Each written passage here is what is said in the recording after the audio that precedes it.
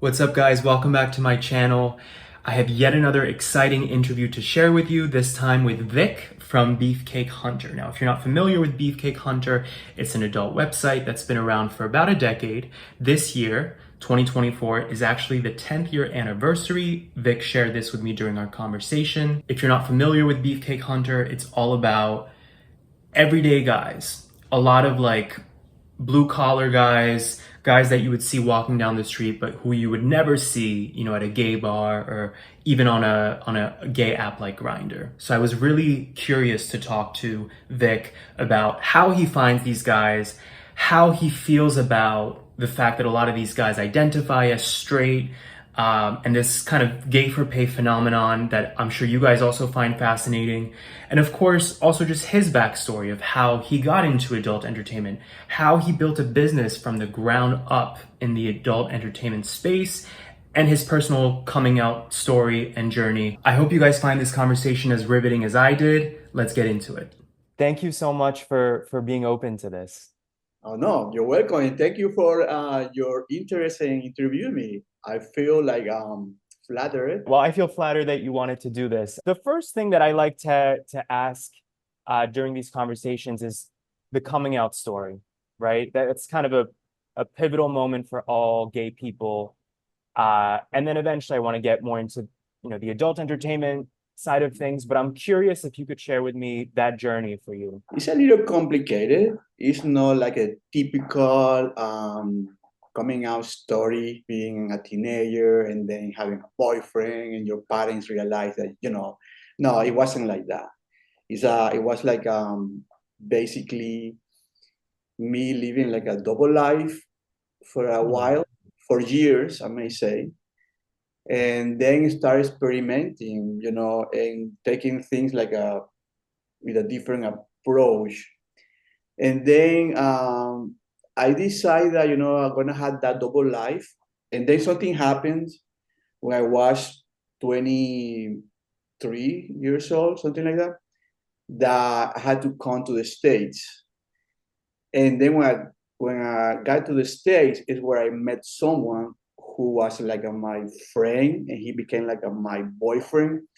And that is when I found love, and I feel like, okay, this is me. This is what I want to really, be in my life, not only sexually, because prior to that, I have, sex. I mean, this is a secret. Most people maybe don't know, right? That I was having a double life. That means that I was dating girls too, back when I was 20, 21. Early So 20s. I Okay. got here to the States, and when I realized, I wanna be like my life being like gay in every way, not only sexually, but also romantically. Something happens to me in Ecuador that had to come to the States. All right. So I'm gonna be more intimate about this. So I have a boyfriend, let's put it that way, a boyfriend that he was older than me, and we were he was not my boyfriend. He was mostly like a friend, but we went doing things together. A friend with benefits. Exactly. Okay. And then something, he had an accident, so he died in the accident. Oh, wow. Right. So I had a lot of things in common with him. So I didn't see my life going forward there like viable without him, because he was supporting me in many ways. So, and then I came to the States because I just want to, start from the beginning. It was not because I was looking, like you just mentioned, Yeah. I was looking for freedom to be my gay self, No, basically it was like a life event.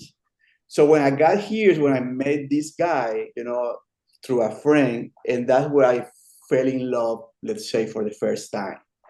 So that's what changed, my perspective. And then, I say, I had to live my gay life fully. I don't have to have, double life and nothing like that. It's interesting to me how for some people this journey is totally internal. Like I'm one of those people I've always known since early childhood, so it was always there.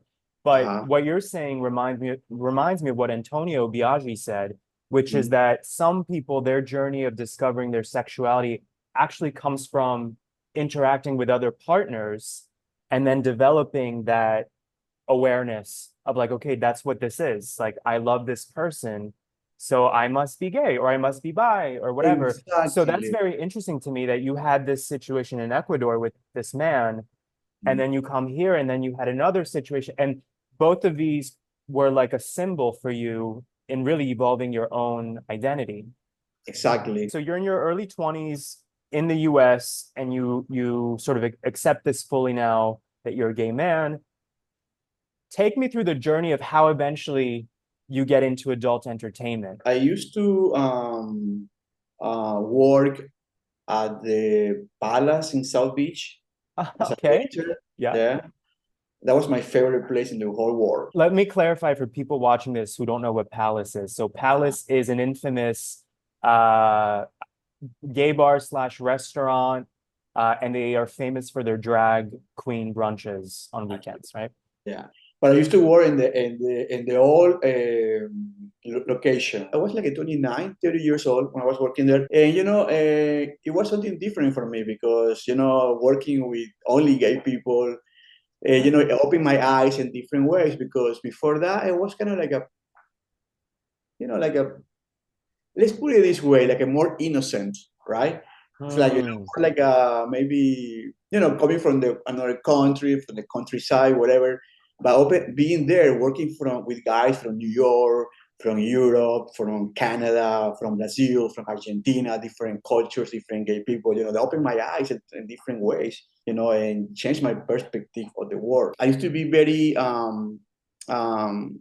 I think was a good customer service, and people like me to to serve them as a waiter. And there was a producer from California. He was there with his crew, and he saw me walking around and taking care of the customers and talking with guys, with hot guys, hot guys, and then he called me, hey, listen, and he introduced himself, oh, my name is, I don't remember right now the name.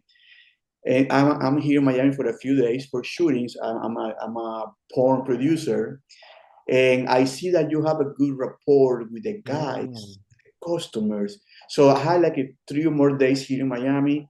So I think that if possible, you can find me some talent for my Mm. videos, and we pay you this amount of money for each person you find me.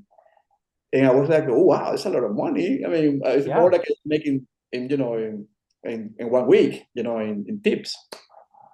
So, and I was By the okay. way, Huh? what a great business person that he saw that you had this rapport and he thought, oh, this is exactly the kind of person I need to help me find talent. Instead of him approaching strangers, that's actually really smart. Yeah, yeah. He was with with the camera people, with the paperwork people. Everybody was super nice. So okay, we changed numbers and everything, and then I found someone, for them, a very very hot guy, and the guy didn't speak English, so I had to go with him to the studio. So I went there, and I meet all the crew and everything, and I served as an interpreter for the model and everything. That was my first experience, as in the gay in the porn world. I started working in a bank for 10 years, and after that, I left the bank because I tried to. I don't know. I got tired. I want to do something else. I want to do my own thing, right? And then I talked to my boyfriend. I told him, listen, I had this idea because I like this. I know I can do this, and I just need time. And I had the funds. I knew I was able to pull up guys, at least that I knew. That I knew. Or now be able to make the videos and people like the videos, that's another thing. I didn't know that. But Well, I so knew. that's my first question. How do you find these guys? I'm sure it's different now because you have a more established brand, but how were you finding these guys? Were you posting online or I used to hook up with guys online, all right? And always try to find, I always specify the guys that I like was like stray guys or maybe curious guys. That was always my motto, I never put like, I'm a top, I'm a bottom. No, I always look for, you know, and then I always find, well, at Oh, least what I thought, these kind of guys. I thought, I wanna try to find the guys through the same, way, for the hmm. actual videos. Okay, so it worked out. I found guys and I have videos already done, but Oh, I didn't have the actual website yet. okay. So I started working, with lawyers and developers of websites and merchant services and all that other, boring stuff. There's two things that I picked up in your story of starting Beefcake Hunter that I think are Uh, interesting. The first is that when you were working at Palace, it probably subconsciously showed you how gay entertainment, with the drag queen brunches and stuff, how gay yeah, entertainment could be a business. exactly. Mhm. Number two, I think it's so interesting that you were working at a bank. So coming from the finance world, right? Between Yeah, that and the experience as a server at Palace, seeing gay entertainment as a business, all of that subconsciously is probably fed into you being like, I can do this. I can build a business, which is a very modern mindset. Like nowadays, I think a lot of people have that idea because of social media, OnlyFans, right? People own their content. So it's exactly. pretty cool that you were already thinking about that, I guess a decade ago, because you said Beefcake Hunter is about to hit the 10th anniversary, right? So we'll talk about that in a bit too. But so very, very interesting story. And in particular, what's interesting to me about it is there's a stereotype, right? That porn stars kind of fall into it randomly, or they just want to have sex, or they need the money. Every person I've spoken to so far was very business minded about it. Yeah, Even if they fell into it, they realized, oh, wait, if I do this the right way, this is a marketing opportunity. This is a long-term income opportunity. I can build other businesses from it. So yeah. I think that's very It's fascinating. like you mentioned. It's very important to see this like a business, like a proper business. You mentioned that you're attracted to and also wanting to pursue straight or curious guys for Beefcake Hunter. And I'm curious first about how authentic is it really? Like the guys on the website, how many of them are genuinely what they say they are, whether it's like the kind of job that they have that, they otherwise only are interested in women, and how much would you say is like for the cameras? I can tell you this. I'm aim to be as much as genuine as possible. Okay. Right? So that's what I demand from the guys. And it's a process, to find out many things. But of course, nothing is perfect. And, sometimes, there's now and then. Um, at the end of the day, I believe that, if they're doing it, if, they consider themselves straight, but at the same time, they might have a curiosity. That's the way it's stated in the website. In the first page, say they do it for money, or they do it for fun, or for whatever reason. Believe it or not, some guys do it for fun. Yeah, because they are the kind of free spirit people. Yeah. They want to do one thing at least one time in the Yes. lifetime. They want to go to the Everest. I did a porn with Beefcake Hunter. And they those kind of guys are my kind of guys, Yeah. or the kind of the men I'm very attracted to. Free. There's actually a shockingly high amount of people who say, I would want to do this just one time. I would want to do the porn thing just one time. I don't want to create a whole career out of it. I just want to do, I think it's like a fetish or a fantasy. I think it's a Exactly, fantasy for a lot of people to be on camera, and then it's going to be out there, but nobody knows, nobody in their life knows otherwise. I think there's an allure for people with that. exactly. You're right. Yes. And So some people that they like, some people love the attention. this is the tough question of the interview, which is Really, that, we're already there. Yeah, We were there. this is the Okay. tough I thought questions. you were like this, and you're already there, and then going down. Okay, okay. What's the top question? The tough question is, we keep talking about these are straight guys or at least bi-curious guys. So really, Beefcake Hunter, a lot of it is about the gay for pay phenomenon, right? Yeah. And my question to you is, do you see this as, listen, it's just a business. If it gets people turned on and we all win, right? You make money, the talent makes money, there's people watching who enjoy it, no problem. Or is there a part of you that feels concerned about the phenomenon of gay for pay, since you as a gay man, me as a gay man, we know that that's something in our community that can have some painful consequences. It's considered a very controversial thing because it kind Yes, of it is. It it is. it instills They this. understand why. Understand why. Yeah. Like you say, it's a business, right? And and I don't want I don't want or I don't feel I should, involve my feelings. Oh, I'm paying for having sex because some people see it like that, and and actually criticize me. Oh, that's the only way he can have sex, just paying these guys, which is not true. Which is not true. But I think that people forget about what is the whole thing. I don't want people to, and I don't think it's good people to watch porn all day or too much porn. There's so many things in life you can do besides watching porn. You can watch a documentary. You can spend time with your family, with friends, right? So in order to produce this fantasy, it's a fantasy, right? So you should see it like that. You shouldn't see it like, oh, there's something wrong. This guy is paying for money. I mean, I'm sorry, he's paying money for sex. And what kind of example gives to the world or to the gay people or to the straight people. So straight people think that they had to charge gay people. No, it's not. I don't see it like that. So it's like it's just a business. And in order to create a fantasy, people had to work. So in every other production, a straight porn or gay porn or even regular mainstream productions, people had to get paid for the time, Yeah.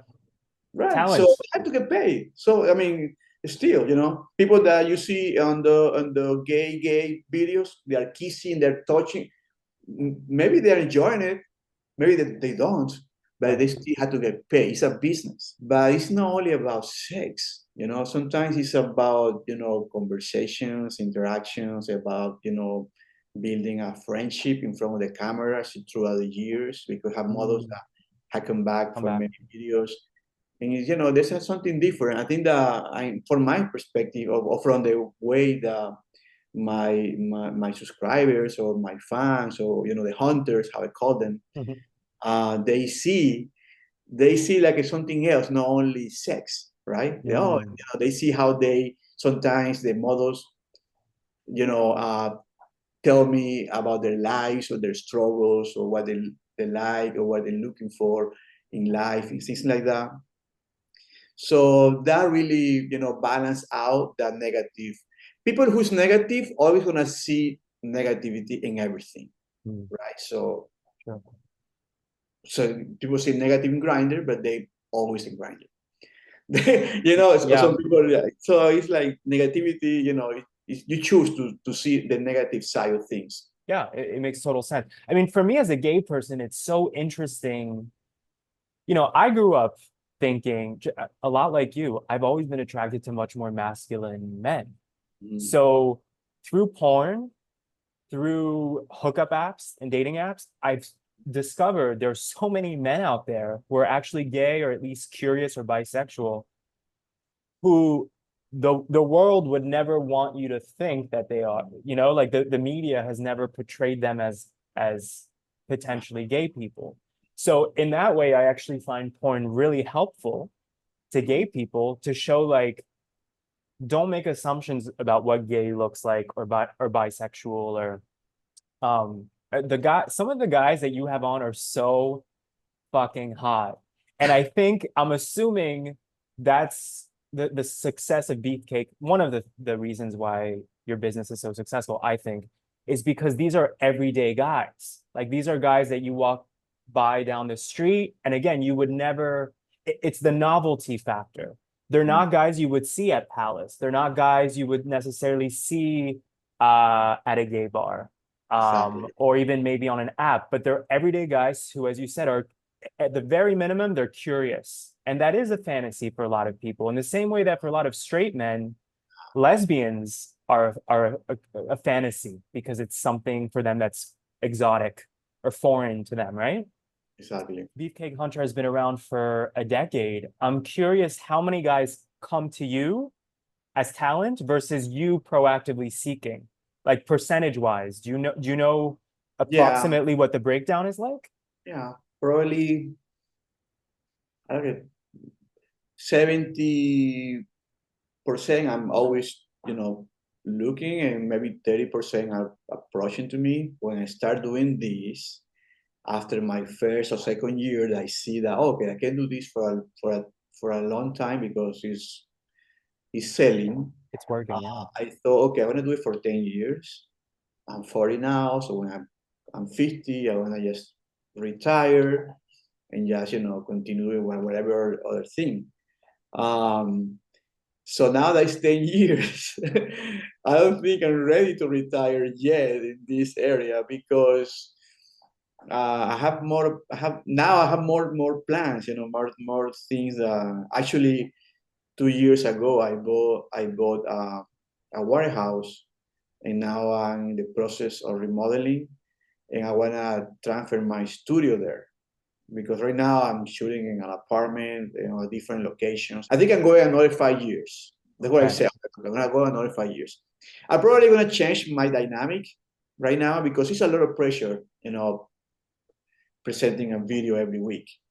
All right, it's a lot of pressure to have the people engage. You're a content creator. You've been No, putting out a video every week for 10 years? yeah, Wow. every Wednesday. So can you imagine? Wow. You When have you don't have a amazing video, stamina to do that. That's amazing stamina. it's a lot of work. Yeah. So of course, there's weeks that I shoot 3 videos, 4 videos. There's Right. weeks I don't shoot nothing. But at the same time, I had to dedicate some time to make the 10th anniversary of the website something special. So Yeah. I'm working on that. So something that people that maybe enjoy it. I'm glad that that you recognize there's a lot of people that may be interested in knowing more about Beefcake Hunter. So that makes me feel like, okay, I'm doing a good job. I'm doing a good job, and I'm planning to keep doing it.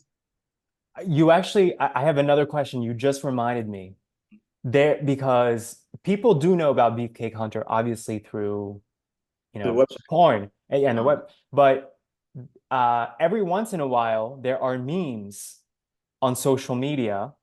mhm. Particularly, there's one guy, I don't know if you know about this, but there's a guy who on social media I think they call him Florida Boy, and Okay. he was seen in a picture with Donald Trump. And Yeah. he's also a guy that has, one of the guys who's done a video with you. And I'm curious if you have a reaction to that. Like, it's kind of cool that, this is your business and a meme would come out of it that could potentially be bringing you back business, right? Yeah. Yeah. I saw the picture. It's a real picture. He's a Trump supporter. There's also one there's a meme that remember Bernie Sanders Yes. in Joe Biden's inauguration. He was sit down in a chair. He was like kind of sleeping. Okay. Bernie Sanders. You Hmm. know, so they make memes about that picture, and there's one meme of him sitting down in the same couch that the model Thomas is sit down. It was hilarious seeing the Bernie Sanders sitting next to to Thomas. Thank you, Vic, again for this conversation. Thank you for interviewing me. Congratulations again on the 10th year anniversary. That's a Thank huge you very much. milestone. Thank you, and congratulations for your work in this channel. Thank you. Thank you. Take care. All right, bye-bye.